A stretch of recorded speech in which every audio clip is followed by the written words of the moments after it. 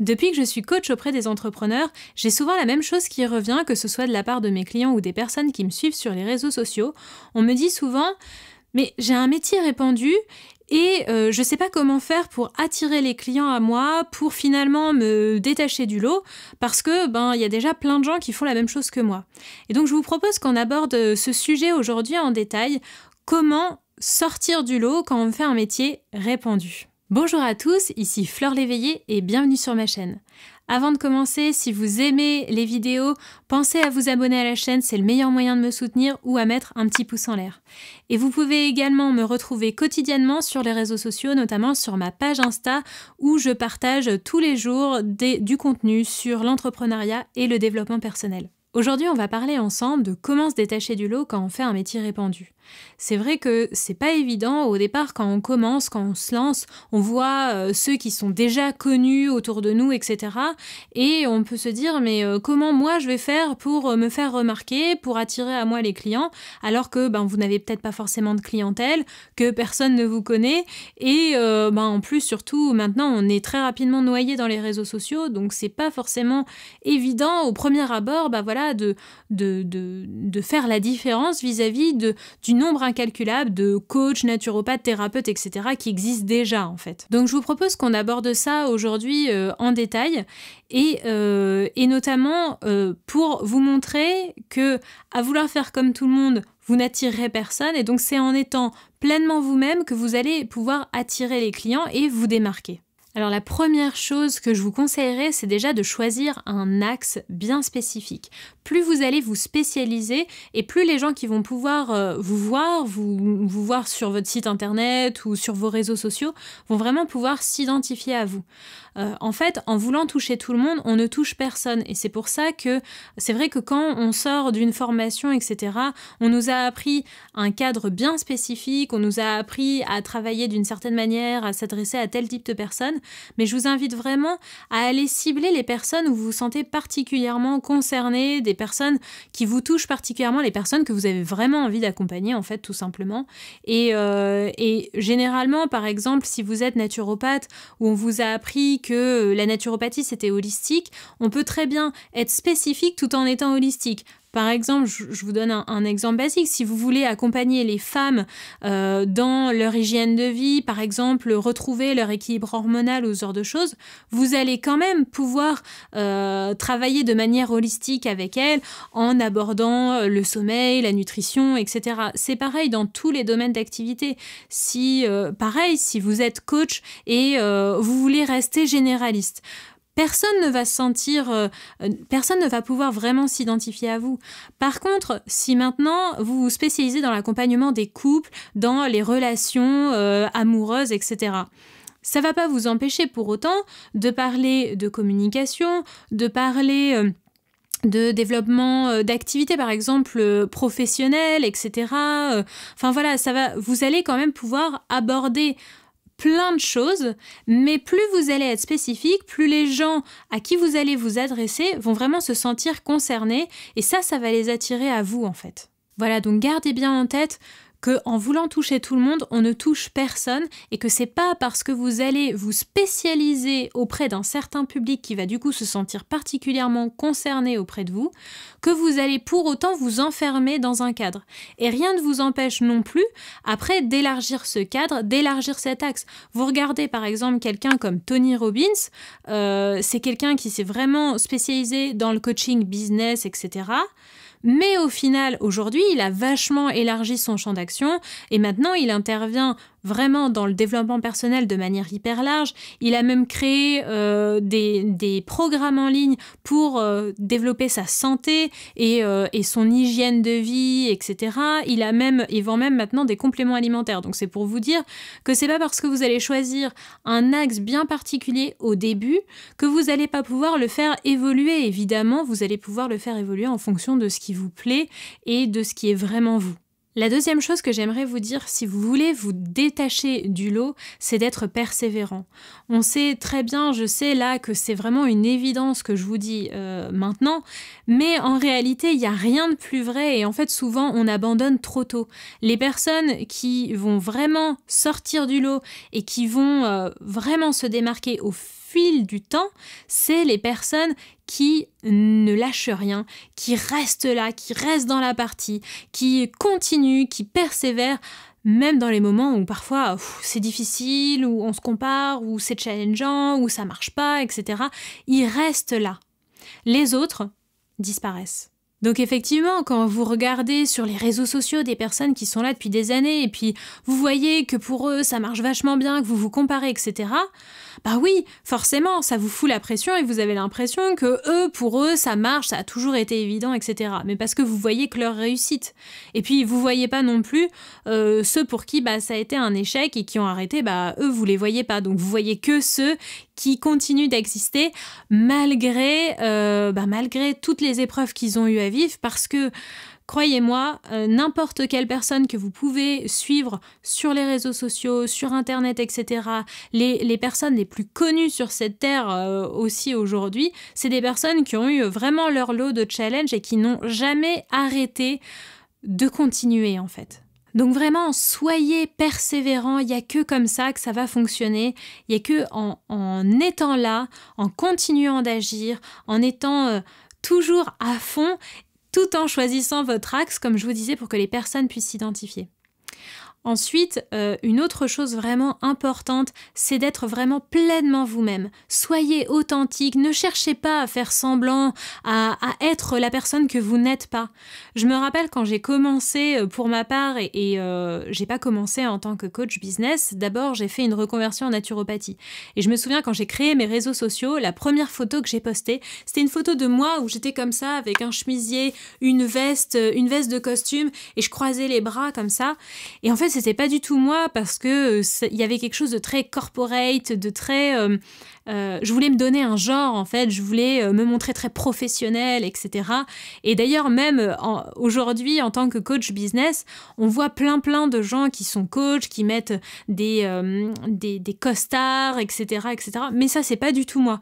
Et en fait, plus vous allez être authentique, plus vous allez attirer à vous les personnes qui sont justes pour vous, les clients avec lesquels vous avez vraiment envie de travailler, et vous n'allez pas essayer de faire semblant d'être quelqu'un d'autre. Finalement, encore une fois, vous allez attirer personne. Parce que aussi, les gens qui vont venir s'adresser à vous, si vous avez vraiment envie de vous détacher du lot, le meilleur moyen, c'est d'être absolument vous-même. Donc quand je dis soi-même, c'est aussi bien avec vos clients, quand vous les avez en face à face, ne vous donnez pas un genre. Si vous ne savez pas, osez dire que vous ne savez pas et que vous allez aller creuser. En fait, plus vous allez être vous, et plus il va y avoir une sincérité dans les échanges, plus il va y avoir une bienveillance et vraiment, il y a quelque chose qui va se créer en fait entre vous et vos clients, vos prospects, etc. Et puis, quand je dis être vous, c'est aussi dans votre communication. Ne cherchez pas à être quelqu'un d'autre, à vous donner des airs, à prendre des photos qui ne vous ressemblent pas. Le nombre de personnes que je vois qui me disent « Bah ouais, mais c'est pas du tout moi, par exemple, de me mettre en bikini sur la plage. Enfin, je suis pas du tout à l'aise avec ce genre d'image. » Mais ne le faites pas. Enfin, on n'a jamais dit que se montrer sur les réseaux sociaux, c'était se montrer de manière pas du tout authentique. Enfin, et d'ailleurs, je trouve que ça se voit complètement les personnes qui, sur les réseaux sociaux, ne sont pas eux-mêmes. Quand je dis ça, attention, je dis pas du tout que parce que vous êtes en bikini sur la plage, vous n'êtes pas vous-même. Hein. C'est pas ce que je dis, parce qu'il y a des personnes pour qui ça va être totalement naturel de se montrer, même un peu dénudé ou quoi que ce soit, et ça va pas du tout faire faux. Donc soyez simplement vous-même dans votre personnalité, dans votre manière de vous habiller. Mettez par exemple les couleurs que vous aimez, enfin voilà, restez juste 100% authentique, aussi bien auprès de vos clients qu'auprès de vos collègues, mais aussi dans votre communication. Ensuite, le meilleur moyen de se démarquer, c'est de donner plus que de demander. Ça, c'est vraiment aussi hyper important. Faites faire l'expérience aux gens de ce que c'est que de vous côtoyer, de travailler avec vous, de collaborer avec vous. En fait, comment vous voulez vous démarquer si vous ne montrez pas au monde ce que vous faites ? Partagez ce que vous faites, que ce soit sur votre blog, sur les réseaux sociaux ou n'importe où en fait, montrez ce que vous savez faire. C'est encore le meilleur moyen de se détacher du lot, de gagner en légitimité, de montrer que vous savez de quoi vous parlez. Et ça, vraiment, c'est hyper important parce que comment passer de inconnu à connu, le meilleur moyen, c'est encore de montrer vraiment, de vous montrer au monde. Et c'est ce qui va permettre aux personnes de découvrir votre personnalité. Si vous êtes vraiment vous-même dans vos échanges, ça va permettre de créer un lien avec les gens et finalement, les personnes vont pouvoir s'attacher à vous et vous allez pouvoir vous démarquer de cette manière-là. Donc ça demande effectivement beaucoup de travail parce que avant d'être connu, ça veut dire qu'il faut donner beaucoup. Donner beaucoup, c'est aussi hyper important parce que si vous commencez dès le départ, avant même d'avoir donné de quoi que ce soit, ou après avoir donné un ou deux trucs, que ce soit une vidéo ou un post, de tout de suite commencer par demander de l'argent en échange de quelque chose que vous faites, ça peut vite devenir racoleur en fait, et on peut vraiment penser que vous êtes là uniquement pour l'argent. Alors effectivement, on est d'accord, vous êtes un professionnel, vous avez besoin de gagner de l'argent pour vivre, mais c'est aussi hyper important de montrer que vous êtes généreux. Et si vous êtes généreux déjà de par vos échanges, de par ce que vous proposez en fait à votre communauté, ou à vos potentiels clients, entre guillemets, en tout cas, les personnes se diront que si vous êtes déjà généreux là, qu'est-ce que c'est quand vous êtes avec vos clients et qu'ils vous payent ? Donc soyez pleinement généreux, donnez plus que demandez et vous verrez que vos clients d'eux-mêmes auront envie en fait d'en savoir plus, auront envie d'aller plus loin avec vous. S'ils voient que déjà vous êtes hyper généreux gratuitement, alors ils auront envie tout de suite d'en savoir plus, de se faire accompagner par vous, d'acheter vos produits, etc. Et vous n'aurez même pas besoin d'en faire la publicité ou quoi que ce soit parce que finalement votre meilleure publicité, c'est ce que vous allez donner gratuitement. Ensuite, le 5e point, je dirais, c'est de vous autoriser à sortir du cadre. Sortez du cadre de ce qu'on vous a appris à l'école. Encore une fois, si vous voulez sortir, vous démarquer, vous détacher du lot, si vous faites exactement ce qu'on vous a appris à l'école, vous n'allez jamais réussir à vous détacher. Donc, c'est hyper important d'oser vous réinventer, d'oser créer ce qui vous ressemble à vous. Parce que si vous vous mettez dans votre activité, si vous mettez qui vous êtes dans votre activité, vu qu'il n'y en a qu'une seule, une personne comme vous, personne ne fera ce que vous faites. C'est exactement ce que je fais moi. Aujourd'hui, il y a plein de coachs business, il y en a plein. Mais pour autant, il n'y a personne qui fait ce que je fais moi. Et donc, finalement, c'est la meilleure méthode pour sortir du lot, c'est de créer son activité. Donc, notamment en choisissant un axe, mais en mettant qui on est dans notre activité. Et puis surtout, apprenez auprès des meilleurs. Allez chercher les meilleurs dans votre domaine. Inspirez-vous d'eux, allez les observer, voyez comment ils travaillent, etc. Ne copiez pas, juste inspirez-vous de ce qu'ils font, des méthodes qu'ils utilisent, etc. Et cherchez toujours à monter en compétences, à vous améliorer, etc. On n'a pas besoin d'être le meilleur dans un domaine pour commencer. Ça, c'est souvent un peu ce que j'entends, j'attends que tout soit parfait, etc. pour me lancer. Et ça, à mon sens, c'est vraiment une erreur fondamentale parce qu'en fait, pour devenir le meilleur, déjà, ça passe par l'expérience, ça passe par le fait de commencer quelque part. Par contre, le fait d'apprendre auprès des meilleurs, ça peut vous permettre de gagner du temps, d'aller mettre votre énergie au bon endroit. Le fait de faire des compétences, le fait de s'améliorer fait que vous allez avoir encore plus de choses à partager, vous allez gagner effectivement en compétences et donc finalement en légitimité auprès de vous-même déjà. Si en plus vous êtes passionné, vous allez de toute façon avoir envie de gagner en compétences et d'apprendre de nouvelles choses. Mais ça, c'est vrai que, encore une fois, pour se démarquer, le meilleur moyen, c'est aussi de devenir le meilleur, entre guillemets.